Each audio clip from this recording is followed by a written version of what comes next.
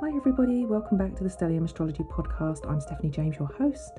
I am the founder of stelliumastrology.com, tutor at the London School of Astrology. I've just finished recording some classes for the London School of Astrology in China, and I used to write podcasts.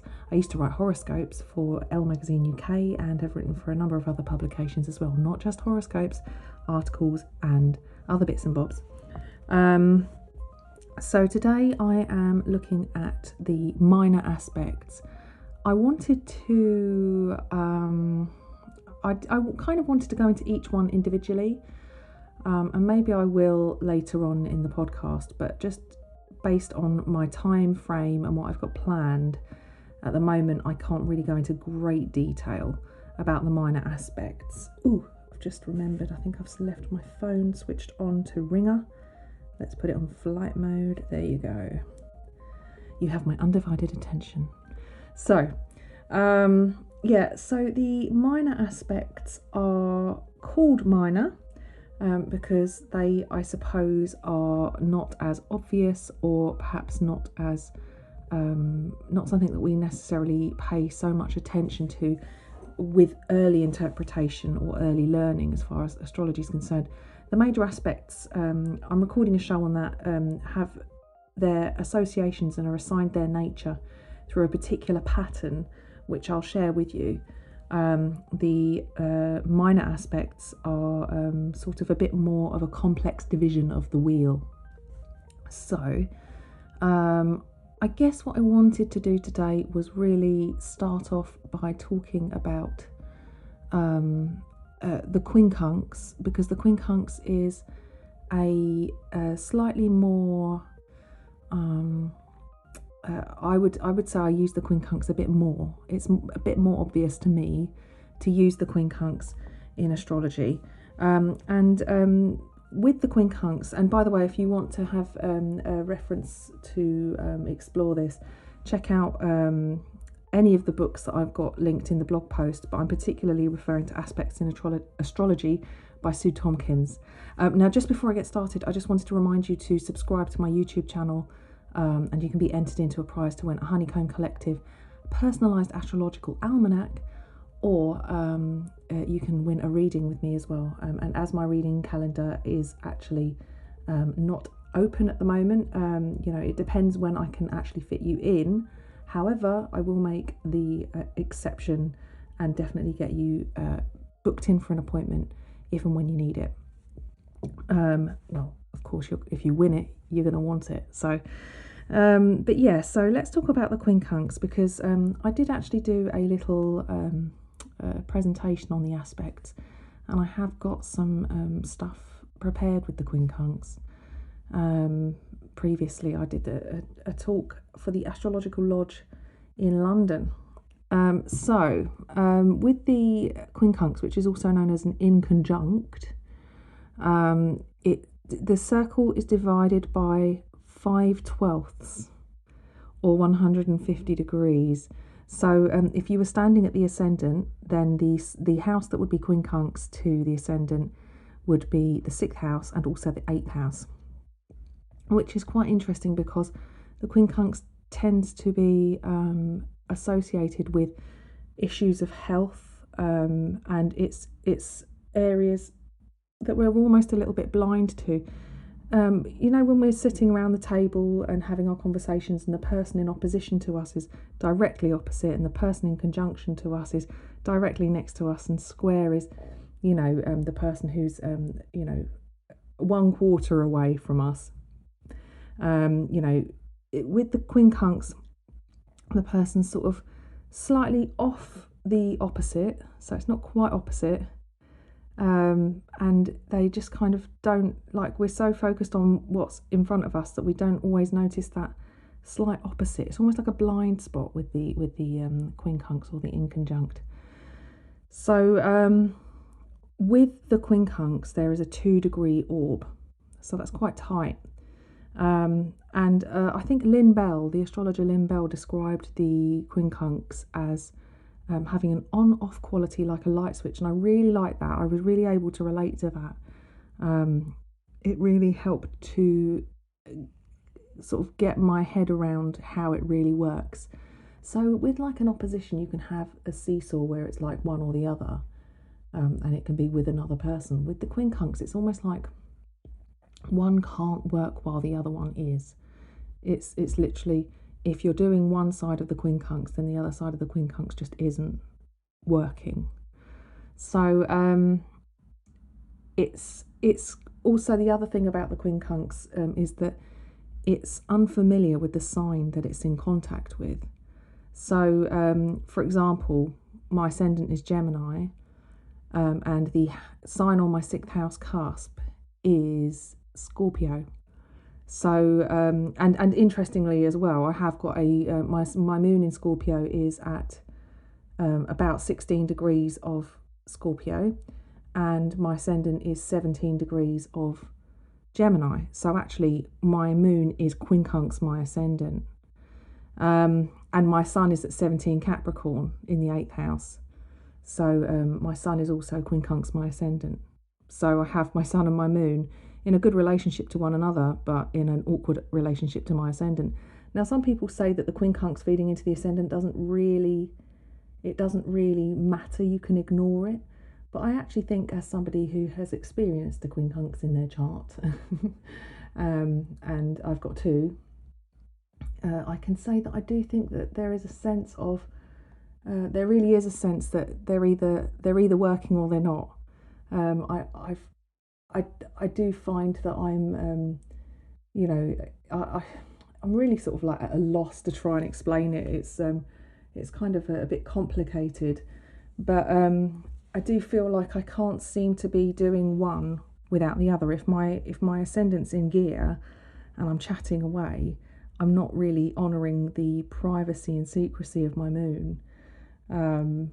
It's quite a strange one, and with the sun as well. So I suppose maybe what they're saying is that, it is right that you can't, the quincunx doesn't really matter if it's feeding into your ascendant. You might have a different feeling about that.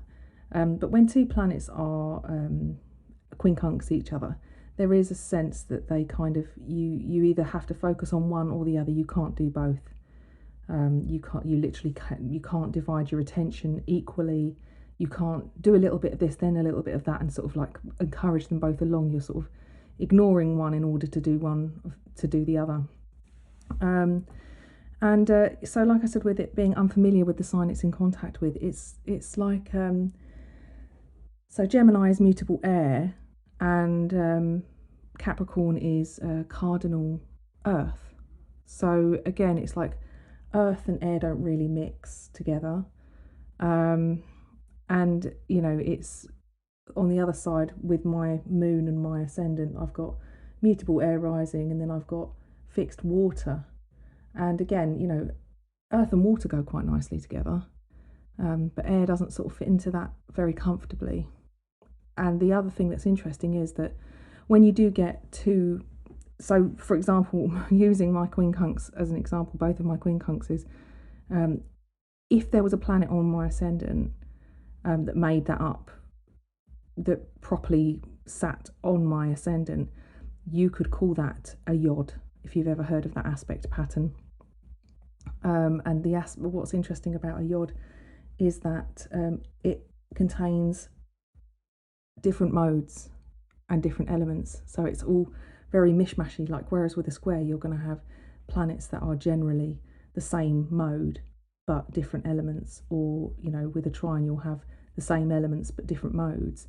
With a yod and with a quincunx, it's different signs and different modes, different elements and different modes. So it's definitely like completely unfamiliar with the other. So the quincunx is kind of a difficult aspect.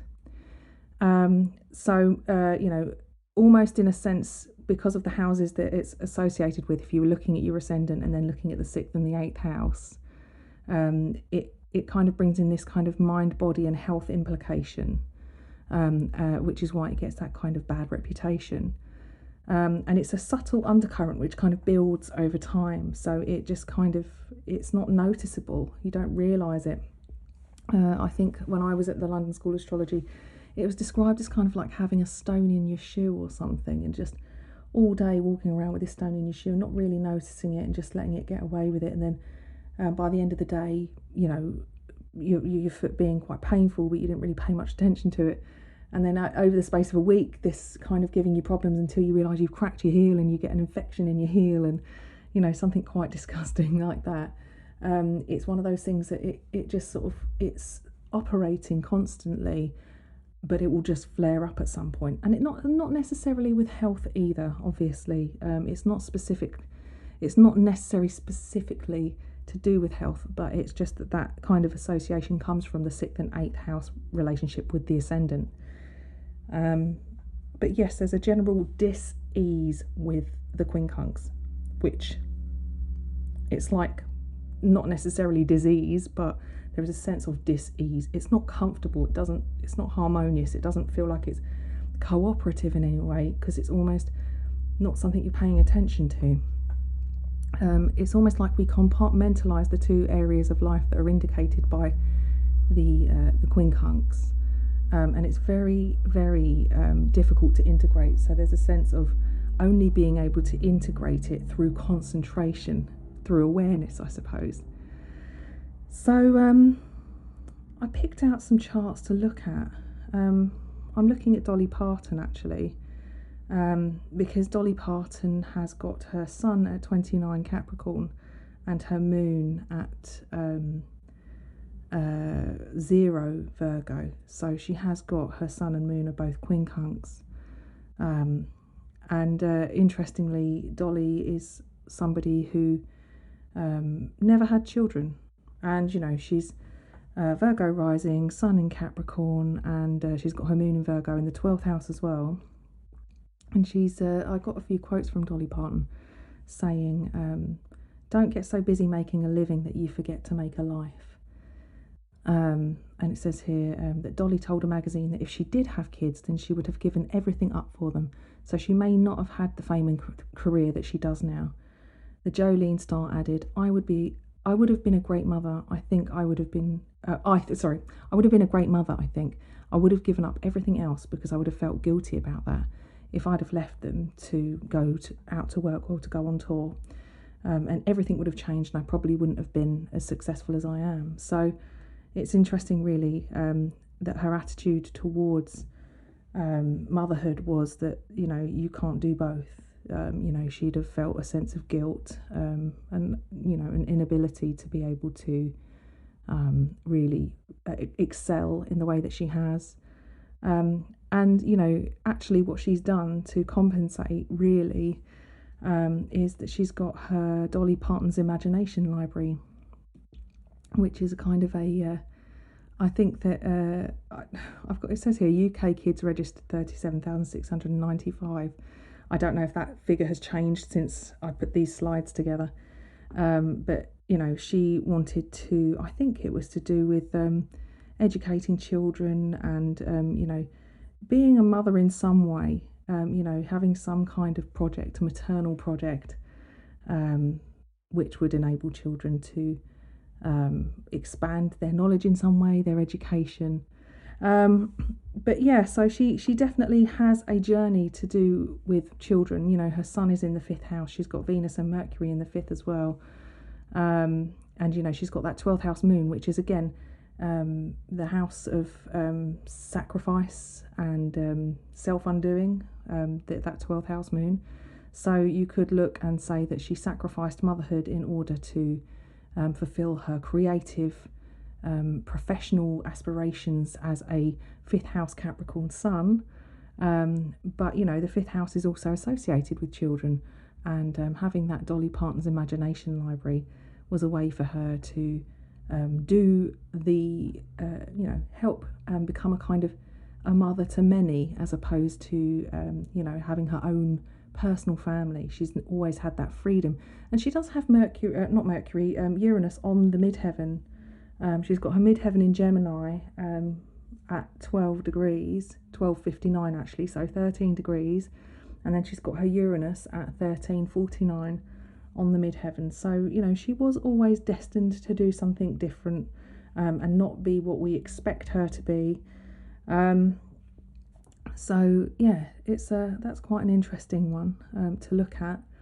I just thought that Dolly Parton was a good kind of representation of the quincunx there. But yeah, it definitely is. It's a bit of a almost like when you pour a bit of balsamic vinegar into some oil when you're going to dip some bread in, which is something I absolutely love, and now I want some because I've mentioned it. The quincunx is almost like that. The oil can't, the vinegar can't sort of blend with the oil. It just sort of sits on top. It's not a, they don't sort of like work in a cohesive way. They sort of naturally separate.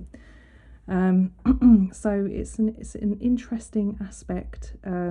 It's definitely difficult to try and integrate.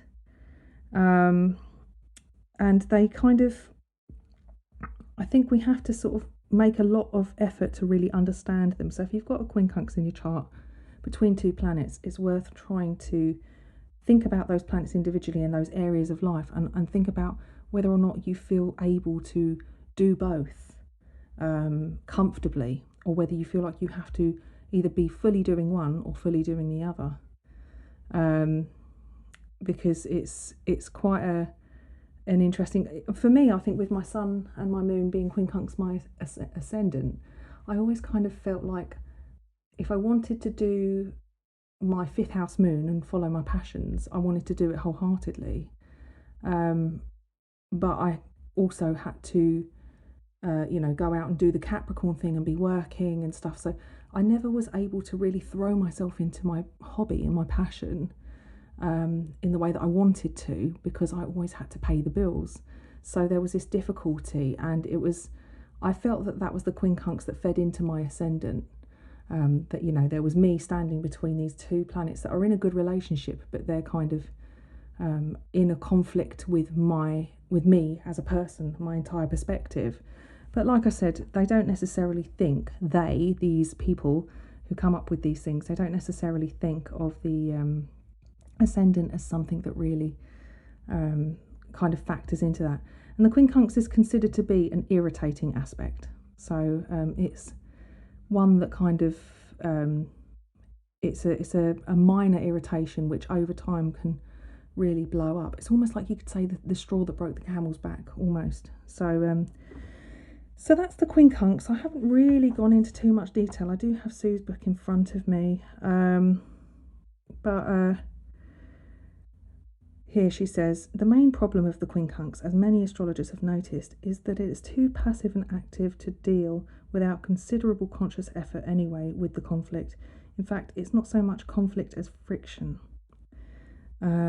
So that's quite interesting. Oh, she also says here, signs in quincunx share neither the mode nor the element, and at first glance seem to have nothing in common with each other. After all, what does Cancer have in common with Aquarius, Taurus with Sagittarius, Pisces with Leo? They are important exceptions to the rule, there are important exceptions to the rule, as in the case of Taurus and Libra, which are both ruled by Venus, or Aries and Scorpio, which share Mars as ruler. But most of them don't seem to have that connection. So yeah, there are some interesting exceptions. Another person just talking about Aquarius and what did we say, Cancer and Aquarius, is Princess Diana.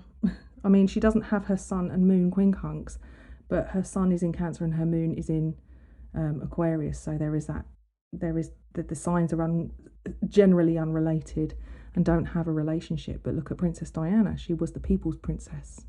Everybody loved her for her compassion. She led with her vulnerability. But she had a difficult relationship with her image. She had eating disorders. Her relationship with her husband was very difficult. So it was in many ways she embodied that the difficulty of that integration, which is an interesting way to look at it. But actually, Princess Diana does have Jupiter, quincunx, Mars in her chart, or Pluto, is it?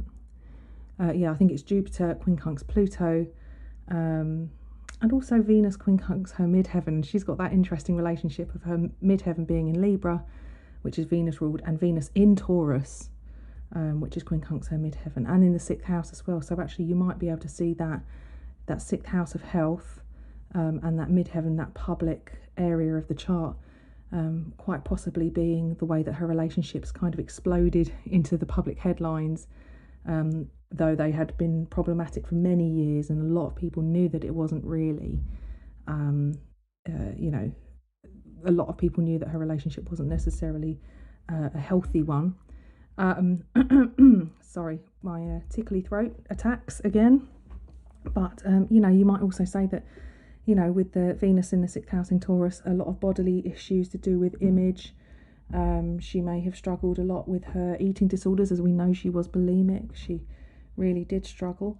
And it was all connected to her relationships, and it was all very public as well. As much as you might like to try and hide it, it was very public.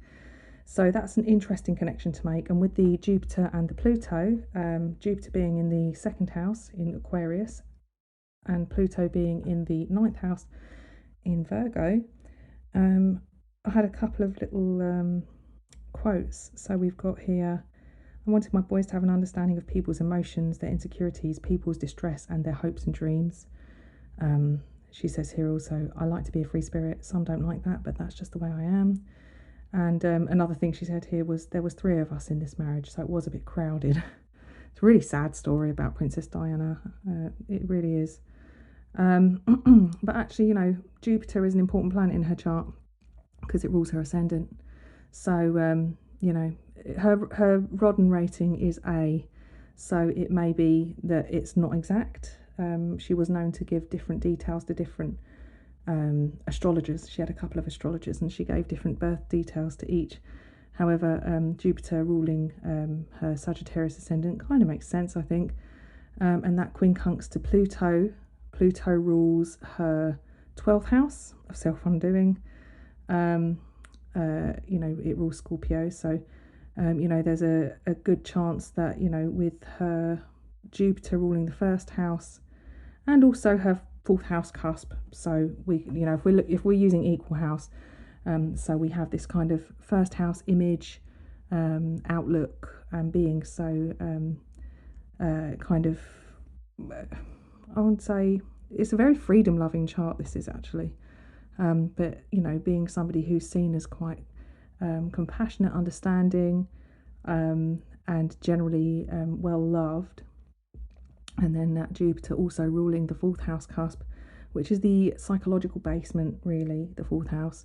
And, some of where we have some of our most buried and difficult aspects of our psyche that we have to deal with, that being related to Jupiter. And then this, Pluto being representative of the 12th house and 12th house issues as well, tied into these 2 planets that happen to be sitting in such an uncomfortable aspect to each other. It's not sort of surprising to see her express that quincunx. It seemed to be all or nothing with her. It was like her going out and sort of schmoozing and taking the family and being in the, papped by the paparazzi and really courting the cameras and, really doing a great job. Or it was her kind of really undoing herself and, she just had a very public struggle, didn't she? So I just thought that was interesting too to look at. So moving on really to talk about the semi-square and the sesquiquadrate or sesquiquadrate, depending on how you pronounce it. We have there we go. We have 2 minor aspects that are considered to be hard and active. So these really, if you think about it, the semi-square is obviously related to the square, and the sesquiquadrate, I believe, is also related in a way to that kind of square essence. And they're not necessarily a weak aspect. However, they do have a much smaller orb. So again, with the minor aspects, pretty much all of them have a 2-degree orb. So they have to be extremely tight in order for you to work with them. But you can say that the semi-square is very much like a square in the way that it feels, in the way that it presents itself. And the circle is divided by 8 with the semi-square. the sesquiquadrate is three, dividing the circle by 3/8, I think, which is harder to kind of comprehend. So they're definitely, if they're tight enough, they're not necessarily considered to be minor in the way that they're felt. Now, I think that a friend of mine, an astrological colleague of mine, described a sesquiquadrate that she had in her chart as, she had these kind of weird hot flashes that would happen to her at points in her life that would be almost disabling. Like she would just come down with something and just be so hot, like not like a menopausal hot flush, but just like this would be happening throughout her life, where she'd suddenly, it would be like her thermostat broke, and she noticed that she had like a sesquiquadrate which involved Mars, and these things can come on quite quickly. These kind of the sesquiquadrate can be kind of like operating and just suddenly present itself very quickly. But the sesquiquadrate, or also known as sesquisquare, is something that kind of, and also the semi-square, by the way, also kind of create a tension for us, a challenge for us to sort of work and learn. So it's a productive aspect, a bit like the square, like I said. But it's, I suppose, not as obvious. The conflict is less apparent with this aspect than the square. So the sesquiquadrate is 135 degrees and the semi-square is 45. So the semi-square is literally the square divided by 2. The sesquiquadrate is the 3/8, which is a bit of a difficult one for me to get my head around. And I must admit, I don't particularly look at sesquiquadrates in the chart, really. It would be an interesting one to explore at some point for myself. But yeah, they tend to indicate themes really with sort of sense of stubbornness, and I suppose they give an indication to sort of like long-term issues or long-term kind of ideas that we commit ourselves to. So on astro.com it says that the German astrologer Thomas Ring talks of a tear in the structure. So I think that it's kind of a sense of a sort of kind of a long-term issue that sort of doesn't ever really resolve itself, and any relief from it would be a short-lived one. It's kind of a constant kind of irritation as such. So definitely, again, remember these hard and active aspects are usually the productive ones that keep us moving and keep us growing. So that's an interesting one for us to explore. So next I will look at the semi-sextile, which, you've guessed it, is related to the sextile. The semi-sextile is not so obvious. It is a 30-degree aspect. I was going to say 60 then. It's a 30-degree aspect. The orb, again, like I said, is 2 degrees and it's minor. And it's considered an irritating aspect as such, because if we think about the sextile as being coaxing, the trine being almost not even in our consciousness, and then we've got the semi-sextile, which is slightly coaxing. We then move on to aspects that are 30 degrees apart, which are slightly irritating. Now, I can explain this in the sense that if you say, for example, have two planets that are next door neighbours in the chart at the same sort of degree, give or take 2-degree orb. So, for example, say you had Sun in Capricorn and midheaven in Aquarius, and they were both at the same degree. So let's use me for an example. My midheaven is actually at about 12 Aquarius, but let's say it's at 17. Then the Sun in Capricorn and the midheaven in Aquarius are in an uncomfortable aspect to each other, in the sense that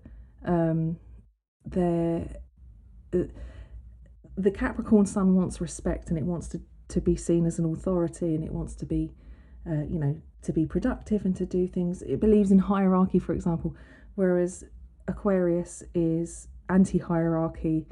It obviously wants to be productive and it wants to see positive results, but it wants its results to benefit everybody, whereas Capricorn wants to benefit itself, really. You can be a compassionate Capricorn, don't get me wrong, but they're different. They're very different. And if you're not sure about the differences between the signs, then go back and listen to those shows that I recorded on Capricorn and Aquarius. But they kind of have their conflicts with one another, and every sign of the zodiac is a reaction to the previous sign. So Capricorn's a reaction to Sagittarius, and Sagittarius is a reaction to Scorpio. Sagittarius and Scorpio, you might have a difficulty with. Scorpio is all about holding on and privacy and extremes, and Sagittarius doesn't really have an off switch, for example. So you could say that there's a sense of extreme about Sagittarius. However, they find it much easier to let go of things, and much more open and out there.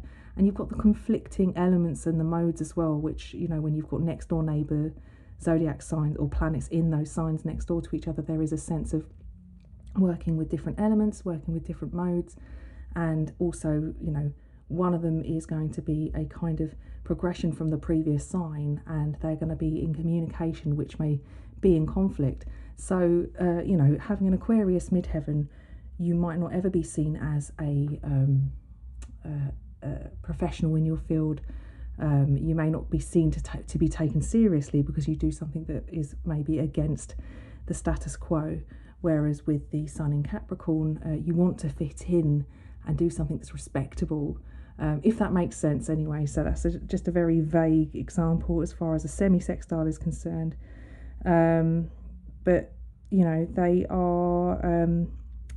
It's definitely it's not as easy and it's not as cooperative as a sextile or a trine. There is a sense that with the semi-sextile, there's a sense of sub-personality, which I don't know if I've talked about on this podcast, but Liz Green wrote a book called was it called The Dynamics? The Dynamics of the Personality, or I'm sure I've got it written here somewhere. Where is it? I don't know where I've written. The Development of the Personality. And in that book, she talks about sub-personalities, which are kind of personality aspects that are not so conscious within us, which are either productive or counterproductive towards, our main mission in life. So we could have planets in a relationship which create a sense of productivity, and then we could have some planets in aspect in our natal chart which describe laziness and a kind of indication that we don't really push ourselves too hard. So you could have maybe like a Jupiter-Venus sextile, and maybe you've got a Mars-Saturn semi-sextile. I would say the Mars-Saturn semi-sextile is going to be a little bit more productive because it's a little bit more irritating and it creates a sense of friction which enables us to address it, but on a very subconscious level.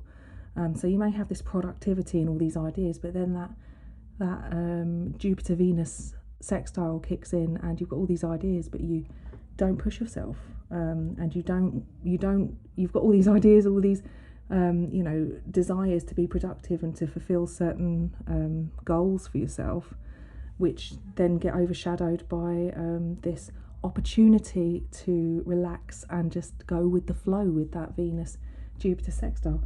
If you haven't read that book, Liz Green is a fantastic psychological astrologer, and her books, a lot of them are based on talks that she's done and workshops, so they're kind of almost like a conversation, but they're fantastic. And I really enjoyed that book about the subpersonality because it really makes you ask yourself, recognise aspects of your personality, and this is what the aspects do. This is the whole point of aspects. It's almost like our personality has been decompartmentalised into different areas, and each aspect is speaking to another one, which forces us to either be productive or counterproductive, sabotaging ourselves, or encouraging ourselves and empowering ourselves to be better. It describes the kind of people that we associate with and the things that they bring out in us or that we project onto them. And if you can identify certain behaviours and certain ways of being through the aspects in your chart and identify them as sub-personalities and name them, you can then override this ability to sabotage yourself or overdo it, and actually work in a more cooperative way with those aspects of your chart. I found that book, The Development of the Personality, just brilliant for that, so I would recommend it if you haven't.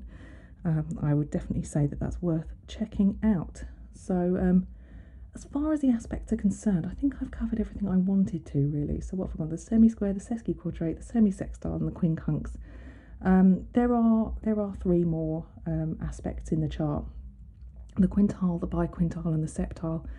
And the septile is dividing the circle by 7. The biquintile is dividing the chart by 2.5, and the quintile is dividing the chart by 5. The quintile and the biquintile are definitely aspects which are considered to be creative and natural. They indicate natural gifts. So the quintile is a 72-degree aspect between planets with a 2-degree orb, and the biquintile is a 144-degree aspect with a 2-degree orb either side as well.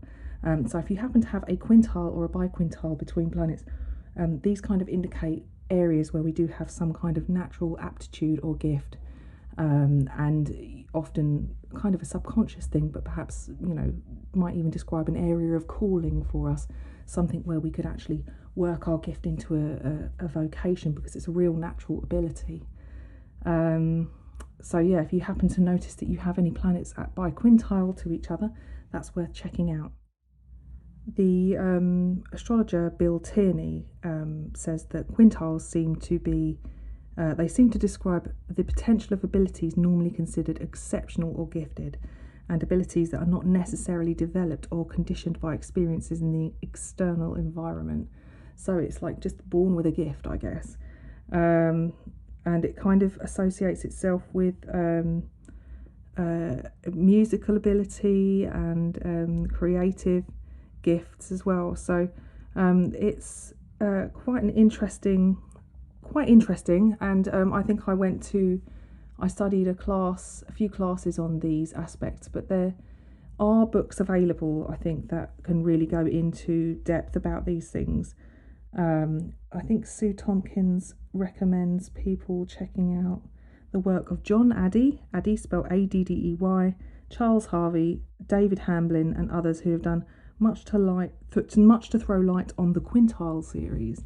So so I haven't gone into great detail about those final aspects, which are minor and creative, but I will definitely include links to Astro Wiki, which has little descriptions of all of the minor aspects as well, so you can explore at your leisure. So hopefully you've found this useful. It's, like I said with this podcast, it's a point you in the right direction type of thing without, I can't cover it all. I can't cover it all. And like I said, I've got time constraints as well with putting this episode out, because impending maternity leave and my plans to put certain episodes in between kind of limit my ability to put stuff out that I want to do, and limit the flow of the podcast in the way that I'd previously envisaged. So I hope you understand. And yes, I am an astrologer. I'm a professional astrologer, but I'm also an eternal student of astrology, and I'm always learning. And often I find that this podcast helps me to learn as I teach, because I am making sure I know what I'm talking about and not filling your head with nonsense. So I'm going to definitely kind of include some links so you can go and explore some of these minor aspects. You don't always find necessarily a huge wealth of knowledge on some of the smaller aspects, some of the more minor aspects online. But again, like everything in this, with astrology, for example, I always say it's best to explore it yourself and to figure out exactly what it means to you, because that's a good place to start. So, it's always good to have a good understanding of all the aspects, and at least a basic understanding of some of the, the very subtle minor aspects. It gets even more interesting when you look at relationship astrology, because some of those minor aspects really, really describe some of the more complex dimensions of your relationships as well. So I hope you found it useful, and like I said, don't forget to sign up to my YouTube channel to be in with a chance to win a Honeycomb Collective diary or a reading with me. Patrons get additional entries. They're automatically entered, and then if they sign up to YouTube as well, then they also get an extra entry. So yeah, that's it. And also I've been working on a handout which kind of has all of the glyphs and everything, and a brief description of what each aspect means and whatever. So I'm going to try get that sorted and out there as soon as possible. And if you guys want to be featured on the podcast, or if you want to get in touch with me, you can go to stelliumastrology.com and fill out the apply to be featured form, which you can do. You can get that by signing up to the mailing list, or you can email me, stephanie@stelliumastrology.com, and say hi. You can come say hi to me on Instagram. I must admit I've been a bit crap on Instagram lately, haven't been as active, but yeah, it's always lovely to hear from you guys. All right, thanks a lot, take care guys, I'll speak to you next time.